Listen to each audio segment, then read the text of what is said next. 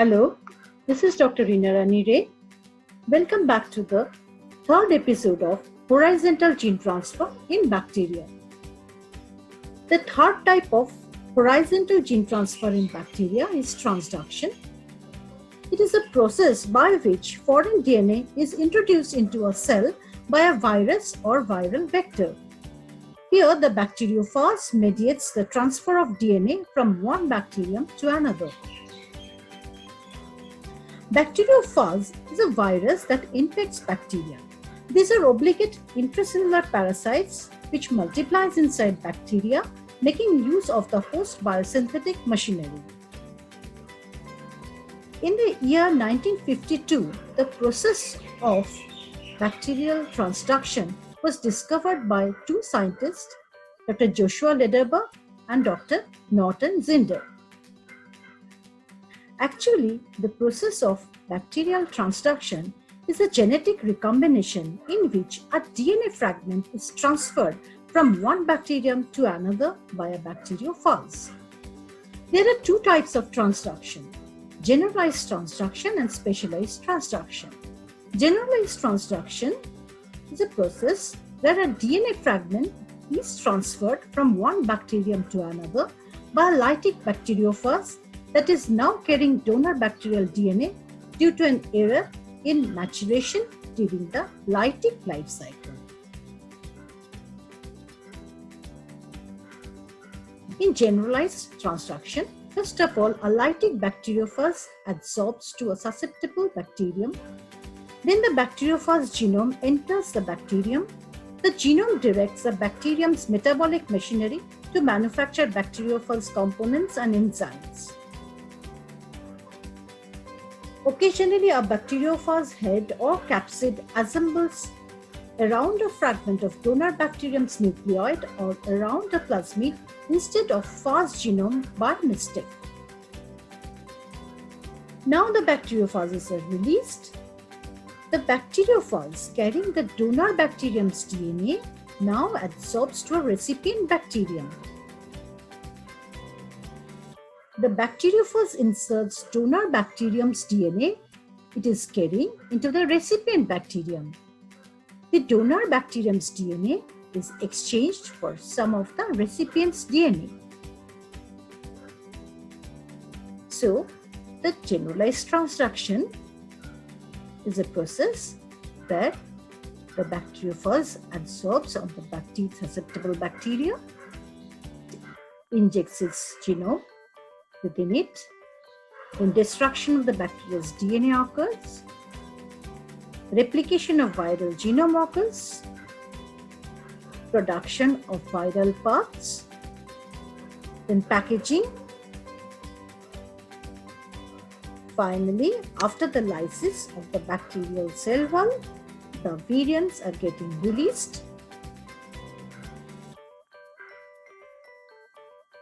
In specialized transduction, a DNA fragment is transferred from one bacterium to another by a temperate bacteriophage that is now carrying donor bacterial DNA due to an error in spontaneous induction during the lysogenic life cycle. An example of specialized transduction is lambda-phage in E. coli. First of all, a temperate bacteriophage adsorbs to a susceptible bacterium and injects its genome. Then the bacteriophage inserts its genome into the bacterium's nucleoid to become a prophage. Occasionally during spontaneous induction, a small piece of the donor bacterium's DNA is picked up as part of the phage's genome in place of some of the phage DNA which remains in the bacterium's nucleoid. As the bacteriophage replicates, the segment of bacterial DNA replicates as part of the phage's genome. Every phage now carries that segment of bacterial DNA. The bacteriophage adsorbs to a recipient bacterium and injects its genome. It's the second bacterium. The bacteriophage genome carrying the donor bacterial DNA inserts into the recipient bacterium's nucleoid.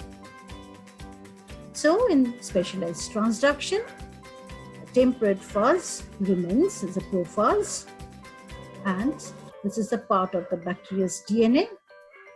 The replication of viral genome occurs, production of viral parts, packaging, and after the lysis of the bacterial cell wall, the new virions are getting released. There are differences between generalized and specialized transduction. In generalized transduction, it occurs during the lytic cycle in which the phage accidentally packages a random piece of the bacterial DNA just before the bacterial lysis. Whereas in case of specialized transduction, it normally occurs when the phage decides to leave the lysogenic phase. If a phage is in lysogenic phase, its DNA will stay in the bacterial genome unless there is some kind of stress. In the case of stress, the phage DNA will leave by looping itself out of the bacterial genome.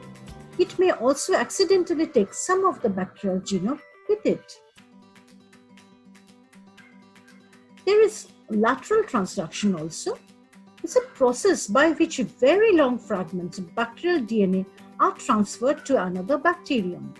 So far, this form of transduction has been only described in Staphylococcus aureus, but it can transfer more genes and at higher frequencies than generalized and specialized transduction. In lateral transduction, the profiles start its replication before excision in a process that leads to replication of adjacent bacterial DNA. When the replicated DNA excises from the chromosome, bacterial genes located up to several kilobases from the phage can get packaged into new viral particles that are transferred to new bacterial strains. If the transferred genetic material provides sufficient DNA for homologous recombination, the genetic material will be inserted into the recipient chromosome. So the key points of the bacterial transduction is that transduction does not require physical contact between the cell donating the DNA and the cell receiving the DNA, which occurs in conjugation, and its DNA is resisted. Transduction happens through either the lytic cycle or the lysogenic cycle. Transduction is especially important because it explains one mechanism by which antibiotic drugs become ineffective due to the transfer of antibiotic resistance genes between bacteria. The new viral capsid that contains part of bacterial DNA then infects another bacterial cell. When the bacterial DNA packaged into the virus is inserted into the recipient cell, three things can happen to it. First, the DNA is recycled for spare parts. Next, if the DNA was originally a plasmid, it will recircularize inside the new cell and become a plasmid again. And thirdly, if the new DNA matches with the homologous region of the recipient cell's chromosome, it will exchange DNA material similar to the actions in bacterial recombination.